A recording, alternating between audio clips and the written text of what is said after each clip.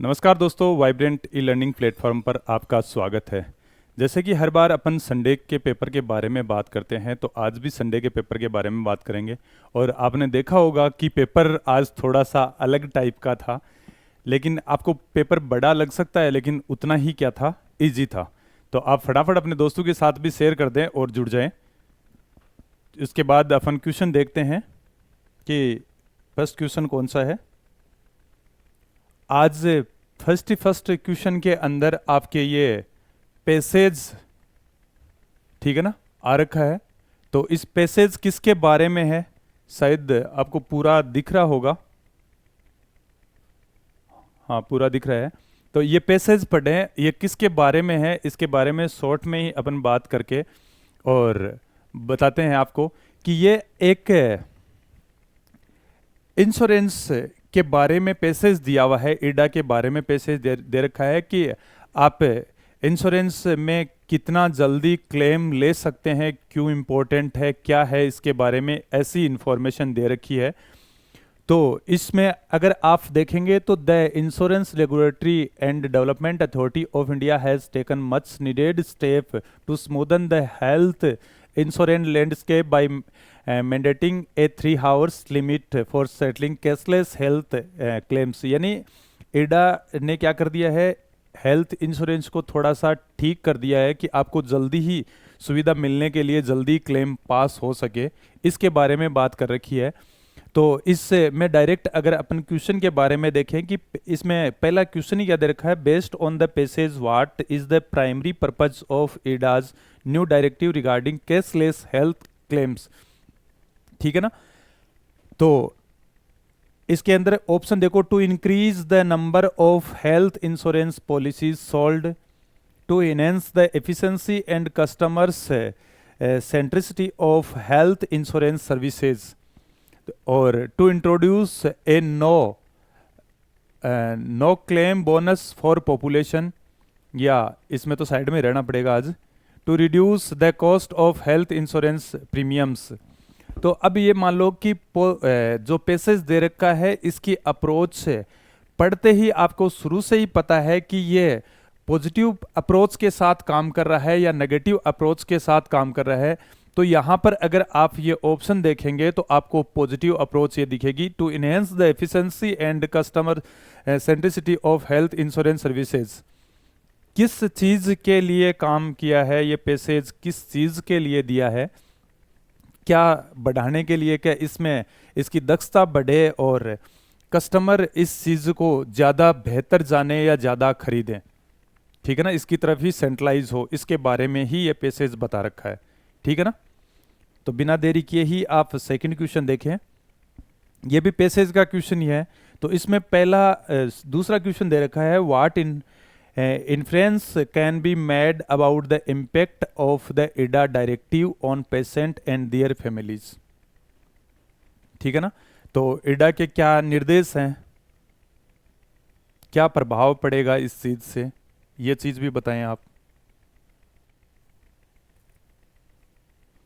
तो इसमें अगर ऑप्शन देखो, patient will no longer face any financial strain due to medical expenses. फिर है, the directive will be completely eliminate distrust in the health insurance system. The directive will be alleviate some stress related to financial strain and transparency issue. Patient will not need health insurance policies anymore. तो किस चीज़ के बारे में, यानी ये 3 point के बारे में तो नेगेटिविटी शो की जा रही है, तो दे ही नहीं रखा। आंसर ही आपका क्या होगा, एलिविएट का मतलब क्या हो रहा है, कम करना। किस चीज़ को, स्ट्रेस रिलेटेड जो फाइनेंशियल इश्यू है या ट्रांसपेरेंसी से रिलेटेड इश्यू है, उनको कम करने की बात कर रहा है। ठीक है। तो नेक्स्ट क्वेश्चन देख लेते हैं फिर। हाँ, नेक्स्ट क्वेश्चन और देखो, which of the following statements is false according to the passage. ये बहुत ही बेहद इजी क्वेश्चन है कि अगर आप पॉजिटिव अप्रोच के साथ लेकर चल रहे हैं तो आपको डायरेक्ट ये पता लग जाएगा कि इसके अंदर आंसर कौन सा होगा।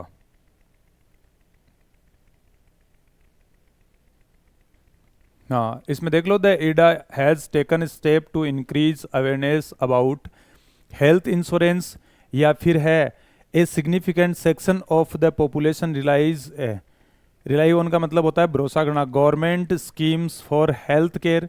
फिर है the health insurance companies must align their operation with the new guidelines by July 31। The health insurance penetrates is already high according to the passage. तो इसमें कौन सा ऑप्शन सही होगा?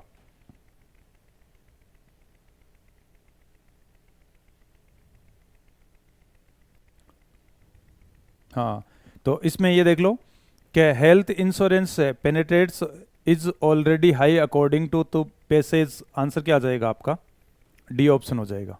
नेक्स्ट क्वेश्चन देखो, नेक्स्ट में देखा है what is the tone of the passage. Passage की टोन क्या है? ये क्वेश्चन आजकल बहुत ज्यादा पूछा जाता है। तो इसमें 4 वर्ड ही तो दे रखे हैं, पेसिमिस्टिक, इंफॉर्मेटिव, अपेथेटिक और सरकास्टिक। तो इनका मीनिंग आपको पता होना चाहिए। जैसी पेसेज में अप्रोच दे रखी है उसके अकॉर्डिंग। पेसिमिस्टिक का मतलब तो एक तरह से निराशावादी, और इंफॉर्मेटिव का मतलब क्या है? कोई इंफॉर्मेशन दी जा रही है। अपेथेटिक का मतलब उदासीन, सरकास्टिक का मतलब कोई आलोचनात्मक। तो इसमें कोई न तो कोई आलोचना है न कोई उदासीनता के बारे में बात की है। तो इसलिए ऑप्शन आपका एक ही बचा है, वो क्या है? इंफॉर्मेशन से रिलेटेड है, इसलिए आंसर इंफॉर्मेटिव बी ऑप्शन हो जाएगा। फिर है what is the synonym of the word exacerbates. Alleviates, mitigates, aggravates और पेसिफाइज। हाँ, तो इसका सिनोनिम आपको देखना है, एक्सरबेट्स क्या होता है।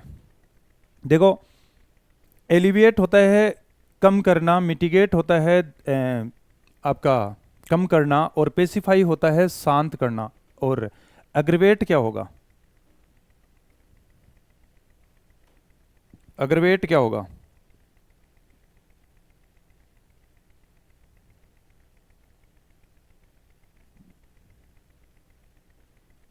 किसी चीज को, मतलब ये आपस में देखो, दो तो ये कम करना सिनोनिमी हो गए, एक शांत करना इजी सा है। ये होता है किसी सिचुएशन को पहले से खराब चल रही है उसको और खराब कर दिया। तो इसलिए आंसर कौन सा आ जाएगा? बढ़ाना हो जाएगा। कम करना, या आप सिर्फ बढ़ाना लिख सकते हैं, उल्टा एक ही दे रखा है। नेक्स्ट देखो, हाँ नेक्स्ट क्या आ गया आपका? PQRS आ गया। Yes I can make snakes dance by playing the been. I can do something special which I am sure none of you can do. Do you know what? I have learned this art from my family members. We people are known as Kalbelias. I can play the been. You must be surprised. इसके अंदर आपके सामने option दे रखे हैं QS PR PSRQ। तो इन option में से आप आंसर बताएं कि कौन सा आंसर सही होगा। हाँ, सबसे पहले कौन सा आएगा ऑप्शन, और उसके बाद में कौन सा आएगा? अब ये देखो, इसके अंदर आप पेसेज ये PQRS पूरा पढ़ने के बाद या तो क्या करेंगे कि दो साथ साथ आएंगे, इसके बाद यही आएगा, कोई ना कोई आपको ग्रामर का रूल या मीनिंग से कोई ना कोई कनेक्टिविटी दिखाई देगी। ठीक है ना? तो यहां पर कौन सी कनेक्टिविटी दिखाई दे रही है कि इसमें पहले क्या काम कर रहा है? I can do something special, I am sure none of you can do. कि मैं कुछ, यानी आप खुद के बारे में बता रहे हैं कि मैं ऐसा कुछ स्पेशल मतलब कर सकता हूं जैसा आप नहीं कर सकते। उस लाइन को किस चीज से जोड़ेंगे? I am can play the been, यानी आप बीन बजा सकते हैं। यू मस्ट सरप्राइज, तुम्हें यानी मैं क्या कर सकता हूं? ऐसा एक कोई इंस्ट्रूमेंट का नाम है जो मैं बजा सकता हूं जिस पर आप क्या हो सकते हैं? सरप्राइज। तो इसका मतलब क्यू पहले आएगा, क्यू के जस्ट बाद में एस आएगा। फिर इस प्ले के बारे में बात चल रही है, तो yes I can make snake dance by playing the been. बीन बना के फिर वो क्या कर सकता है? किसी सांप को नचा सकता है। तो इसके बाद में क्यू के बाद में एस के बाद में कौन सा आ जाएगा? पी आ जाएगा। फिर बचा पी के बाद में क्या आ जाएगा? ये आ जाएगा। तो ऑप्शन कौन सा हो जाएगा आपका? ए हो जाएगा। क्लियर है दोस्तों? नेक्स्ट क्वेश्चन देखो, नेक्स्ट में है सिनोनिम बताना आपको प्रीफर का, अडोर, फेवर्ड, फियर्ड और कंपेयर्ड। तो इससे इजी क्वेश्चन तो शायद होगा ही नहीं कोई, ठीक है ना। यानी किसी का पक्ष लेना, और अडोर का मतलब श्रृंगार करना होता है, किससे प्यार करना, प्रेम करना, और फिर डरा हुआ, कंपेयर्ड जानते हैं आप किसी का कंपैरिजन, ठीक है। नेक्स्ट क्वेश्चन देखो, ओविएशन, क्रिएशन, अपलोज, प्रिपरेशन और सेंसोर। ये भी बहुत ही इजी इजी वर्ड दे रखे हैं, तो इनका आप आंसर बता सकते हैं, कौन सा आंसर होगा। हाँ, क्रिएशन का देखो, ओविएशन होता क्या है। ओविएशन होता है कि जैसे आप बोलते हैं ना स्टैंडिंग ओविएशन, खड़े होके कोई तालियों से किसी चीज का अप्रूवल देना, तो अप्लोज हो जाएगा ऐसे किसी की प्रशंसा, बढ़िया प्रशंसा करना। क्रिएशन का मतलब कोई रचना बनाना, इसका मतलब कोई तैयारी करना। सेंसोर का मतलब क्या होता है, किसी को क्रिटिसाइज करना, ठीक है। नेक्स्ट क्वेश्चन देखो,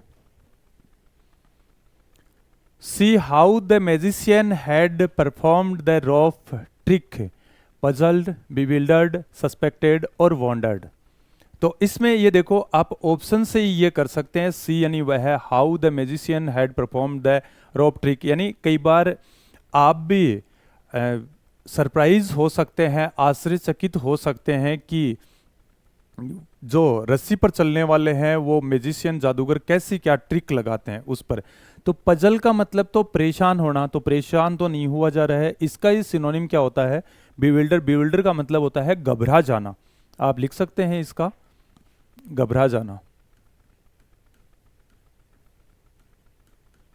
और वॉन्डर्ड हो जाएगा आश्चर्यचकित होना। सस्पेक्ट का मतलब क्या हो जाएगा, शक करना। क्लियर है दोस्तों। नेक्स्ट क्वेश्चन देखो, ये आपके किसका क्वेश्चन है, सेंटेंस इंप्रूवमेंट का क्वेश्चन है। When it started raining I ran to the nearer house for shelter. ये इससे इजी कोई क्वेश्चन हो ही नहीं सकता।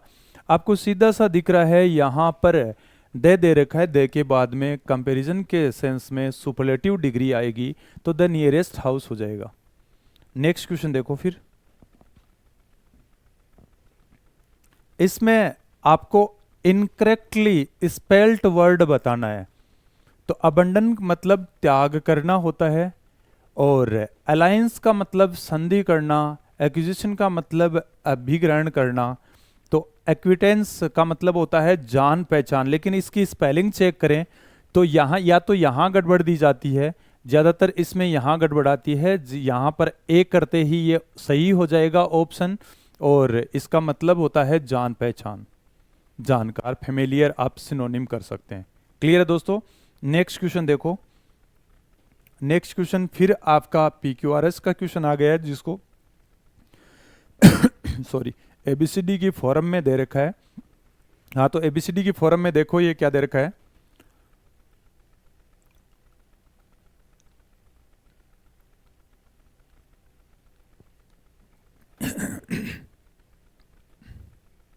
हाँ ABCD की फॉर्म में क्या दे रखा है, ये देखो। हाँ, much of this war had taken place along the western front. Both sides had dug in deep and each lost many men over little ground. This front was a line of trenches across which the two sides faced each other. Andre Magnot had fought a war with the French against the Germans. तो इसके अंदर आप ये देखना कि क्या चर्चा चल रही है, कि कोई बंदा है वो लड़ाई कर रहा है, युद्ध लड़ रहा है, और कहाँ लड़ रहा है, उसके युद्ध में क्या क्या प्रॉब्लम आई, इन चीज़ों के बारे में बता रखा है। तो पहले लड़ने वाले बंदे के बारे में बताया है कि एंड्रे मैग्नोट हैड फॉट ए वार, और कहाँ हुआ था, फ्रेंच और किसके बीच में, जर्मन के बीच में। उसके बाद में क्या देखा है, इसी वार के बारे में बता रखा है, much of this war had taken place along the western front, कि किस जगह ये लड़ा गया, ये चीज़ बताई जा रही है। उसके बाद में आपको ये बताया जा रहा है, this front was a line of tranches का मतलब क्या होता है, खैरी खाई, गहरी खाई कर देना, across which the two sides faced each other. ठीक है ना। तो ऑप्शन कौन सा करेंगे, यहाँ पर डी के बाद में ए आएगा, ए के बाद में सी आएगा, और उसके बाद में बी आ जाएगा। डग का मतलब भी खोदना ही होता है। ठीक है। नेक्स्ट क्वेश्चन देखो, बाई एंड बाई, ये दे रखी है ईडियम। ईडियम का मतलब आप जैसे बोलते भी हैं, बाई एंड बाई का मतलब धीरे धीरे आगे की ओर बढ़ना, तो इसको क्या बोलेंगे, सडनली, अचानक होता है, ऑन द होल मतलब बड़े तौर पे। तो आंसर क्या हो जाएगा आपका, ग्रेजुअली हो जाएगा। क्लियर है दोस्तों। नेक्स्ट क्वेश्चन देखो, नेक्स्ट क्वेश्चन फिर आपका PQRS का आ गया है। सॉरी। तो ये PQRS आप पढ़ें और उसके बाद आंसर दें, क्या आंसर आएगा।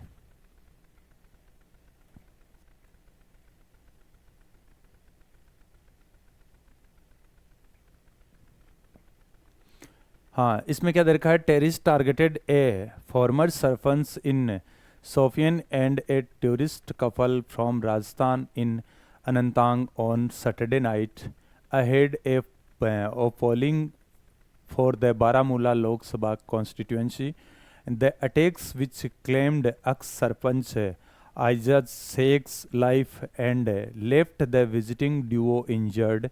duo किसके लिए है, देखो duo आप करते हैं पति पत्नी या जोड़े के लिए, जो यहाँ दे रखा है ना, the couple, tourist couple Rajasthan, ठीक है ना, तो उसके लिए आया है। फिर क्या दे रखा है इसमें, injured remained us again of the fact that the security forces cannot afford to let their guard down. Baramulla goes to the polls today while voting for the Anantnag Rajouri seat will take place on May 25. The violence is clearly an attempt to disrupt the electoral process in Kashmir. तो इसमें option कौन सा आएगा, किसके बाद में कौन सा ऑप्शन होगा, ये आपको आंसर में बताना है।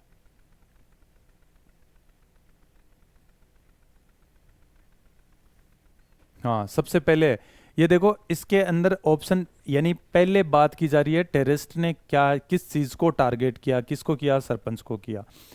इसके बाद में पूरी चर्चा होने के बाद में द अटैक्स विल, यानी पी के बाद में डायरेक्ट क्यू आ जाएगा, तो इसमें पी के बाद में डायरेक्ट क्यू कौन सा ऑप्शन दे रखा है, ये दे रखा है, ठीक है ना।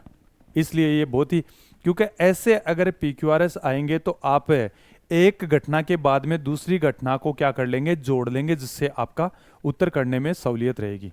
नेक्स्ट क्वेश्चन देखो, एंटोनिम पूछा है किसका, ग्ली का।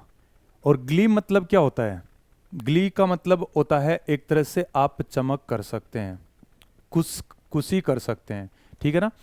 तो ब्लिस का मतलब भी आनंद होता है, जॉय का मतलब भी आनंद होता है, फन का मतलब मजे करना। एक तरह से ये क्या हो गए, सारे सिनोनिम हो गए। तो एंटोनिम एक ही बचा है, दुख कर सकते हैं या दुश्मन कर सकते हैं। नेक्स्ट क्वेश्चन देखो, फिर है इसमें दे रखा है एरर वाला question, everyone except she have travelled by air. इससे इजी कोई एरर ही नहीं होगी, क्योंकि आपको यहाँ सब्जेक्ट दे रखा है सी, सी के बाद में अगर वर्ब आती है तो सिंगुलर आती है, इसलिए आंसर कौन सा कर देंगे आप, बी कर देंगे, हैज आएगा, सी हैज कर दें आप, हैव नहीं आएगा। क्लियर दोस्तों। नेक्स्ट क्वेश्चन देखो,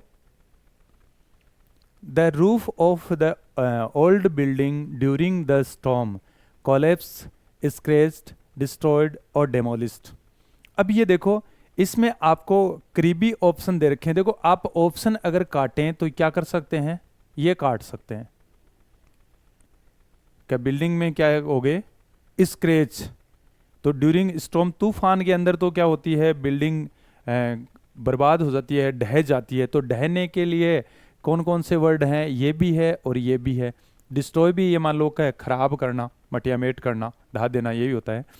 लेकिन डेमोलिश में बिल्डिंग को ढाया जाता है, लेकिन ये तो नेचुरल प्रोसेस के द्वारा है, इसलिए आप क्या कर देंगे, कोलैप्स कर देंगे। क्लियर है दोस्तों। नेक्स्ट क्वेश्चन देख लेते हैं फिर। एक ग्रुप ऑफ शिप, ये आपने अगर कलेक्टिव नाउन पढ़ी है तो इतना तो आपने याद किया ही होगा कि कॉलोनी किसके लिए आता है, स्वाम किसके लिए, स्क्वेड किसके लिए और फ्लीट। शिप अगर ये आता है तो फ्लीट आ जाएगा, अगर SHEEP आता है तो आपका क्या आ जाएगा, फ्लॉक हो जाएगा। क्लियर है दोस्तों। और स्क्वेड सैनिकों के दल को बोलते हैं, स्वाम अगर कोई मक्खियों का या फिर चींटियों का कोई झुंड हो उसके लिए बोल देते हैं, और अगर कोई संरक्षित राज्य हो तो उसको कॉलोनी बोल देते हैं। क्लियर है। नेक्स्ट क्वेश्चन देखो,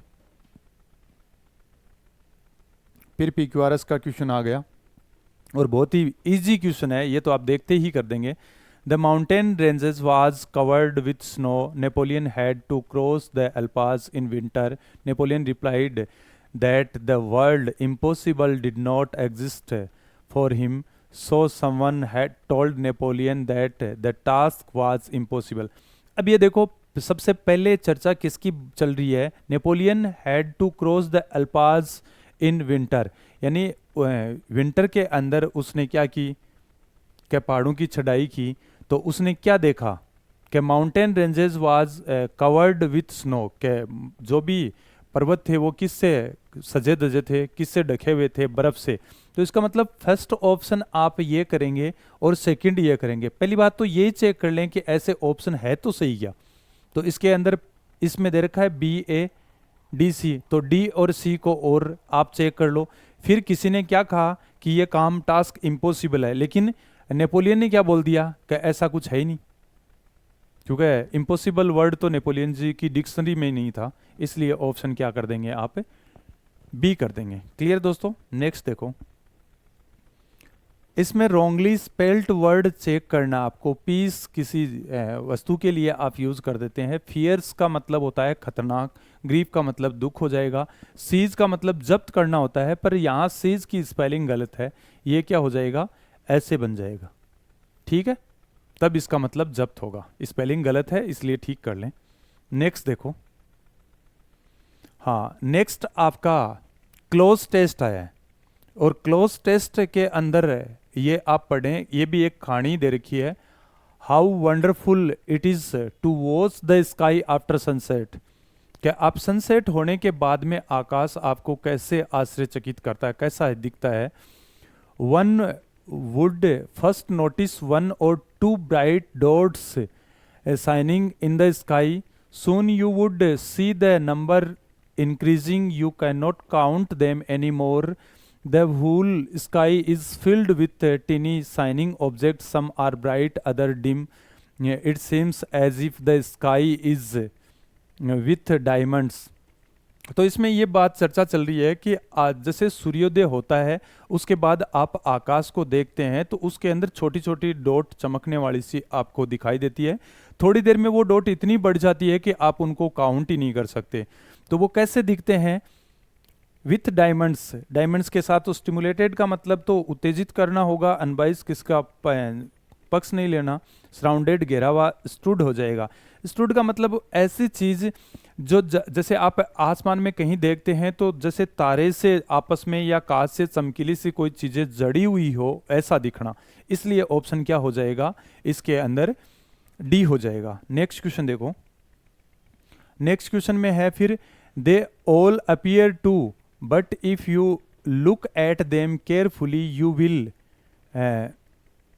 notice that some of them do not twinkle as others do. कि आप अगर ध्यान से देखते हैं तो सारे तारे ही वैसे मतलब नहीं चमकते हैं। तो ट्विंकलिंग, अनसेकिंग और स्पायरलिंग और गैम्बलिंग, तो इसमें क्या हो जाएगा, चमकने के लिए क्या, ट्विंकलिंग ऑफ टिमटिमाना या चमकना धीरे धीरे, और अनसेकल, सेकल का मतलब यानी किसी को खोल देना, और गैम्बल का मतलब होता है जुआ खेलना, और स्पाइलिंग का मतलब होता है स्पाइल यानी एक तरह से किसी चीज को लपेटा मारना या घूमना। नेक्स्ट क्वेश्चन देखो फिर, हाँ फिर 97 हो गए ना। They simply glow without any just as the moon shine. तो इसमें ऑप्शन कौन सा आ जाएगा, बेकर, फ्लिकर, अप्रोर और डेब्रिज। अब ये देखो ऑप्शन से आपको ये पता लग रहा है कि डेब्रिज होता है कचरा, या इसको आप लिखें तो लिख सकते हैं मलबा, इसको क्या कर सकते हैं, मलबा। अप्रोर का मतलब होता है फुरोर कर दें या कोमोशन कर दें या पंडेमोनियम कर दें, शोरगुल हो जाएगा। फ्लिकर का मतलब क्या होता है, टिमटिमाना, चमकना, ठीक है ना। नेक्स्ट क्वेश्चन देखो फिर है, the moon shine these bright objects, you may also see the moon on most of the days. तो इसमें देखो along with, merely, in which, indeed, indeed वास्तव में होता है, मेयरली छोटा या कम हो जाएगा, अलोंग विथ हो जाएगा इसमें, along with these bright object, यानी सूर्य भी किसके साथ चमकता है, तो इसलिए आप साथ के सेंस में क्या कर देंगे, अलोंग विथ यूज करेंगे। ग्रामर में भी आपने पढ़ा होगा अलोंग विथ है, टुगेदर विथ है, तो वो भी आप फॉर्मूला याद कर लें कि अगर ऐसे दो सब्जेक्ट इन चीजों से जुड़े हुए हैं तो वर्ब का एग्रीमेंट फर्स्ट सब्जेक्ट के अकॉर्डिंग होता है। नेक्स्ट देखो, नेक्स्ट है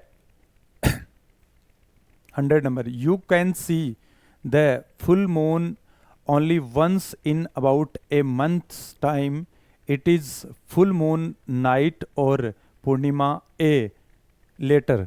तो इसका मतलब आपको यहाँ टाइम बताया है और टाइम यहाँ पर दे रखा है कि ऐसे जैसे अमावस्या और पूर्णिमा महीने में एक बार ही तो आती है, क्यों हर 15 दिन से एक बार अमावस्या एक बार पूर्णिमा, तो इसमें भी आप मंथ, ईयर और फोरनाइट और क्या है फिनिट्यूड, तो इसमें ऑप्शन कौन सा आएगा ये देखो आप,